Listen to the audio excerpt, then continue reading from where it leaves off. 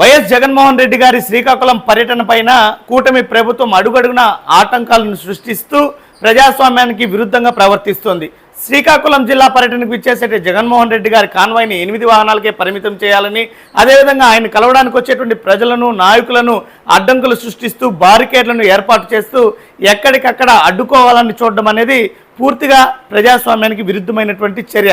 మరి గతంలో చంద్రబాబు నాయుడు గారి పర్యటనలు కానీ మనం చూస్తే ఏ రకంగా హింసాయుతమైనటువంటి ఘటనలు జరిగినటువంటి అనేకం, అదేవిధంగా పీలేరు, అంగళ్ళు లాంటి ఘటనల్లో పోలీసు వాహనాలనే ధ్వంసం చేయడం, అదేవిధంగా పోలీసులపైన రాళ్ల దాడులకు తెగబడడం లాంటి ఘటనలు అనేకం జరిగాయి. కానీ ఏనాడు కూడా వైఎస్ఆర్ కాంగ్రెస్ పార్టీ అలాంటి హింసాయుతమైనటువంటి ఘటనలకు దూరంగా ఉన్నదే తప్ప అలాంటి ఘటనలు జరిగినటువంటి దాఖలాలే లేవు.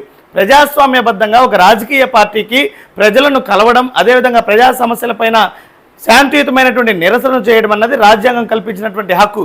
కానీ చంద్రబాబు నాయుడు గారి కూటమి ప్రభుత్వం ఈ రకంగా ప్రజాస్వామ్యబద్ధమైనటువంటి హక్కులన్నింటినీ కూడా కాలరాస్తూ నియంతృత్వ పోకడలకు పోతోంది. ఇవి మంచి పరిణామాలు కావు. గతంలో ఏదైతే ఈ యాక్సిడెంట్ వ్యవహారాన్ని సిదిరి అప్పలరాజు గారిపై హత్యా నేరంగా మోపి దానిని చంద్రబాబు నాయుడు గారి అనుకూల మీడియా, అదేవిధంగా వారి అనుకూలమైనటువంటి సోషల్ మీడియా మాధ్యమాల ద్వారా అనేక తప్పుడు కథనాలను ప్రచారం చేసి తద్వారా రాజకీయ లబ్ధి పొందాలనేటువంటి ప్రయత్నం చంద్రబాబు నాయుడు గారు, తెలుగుదేశం పార్టీ చేసింది. మరి జగన్మోహన్ రెడ్డి గారి పర్యటనలో ఈ వాస్తవాలన్నీ కూడా వెలుగులోకి వచ్చి కూటమి ప్రభుత్వ తప్పిదాలన్నీ కూడా బయటపడతాయనేటువంటి భయంతోనే ఈ రకమైనటువంటి ప్రజాస్వామ్య వ్యతిరేక విధానాలకు పాల్పడుతుంది కూటమి ప్రభుత్వం.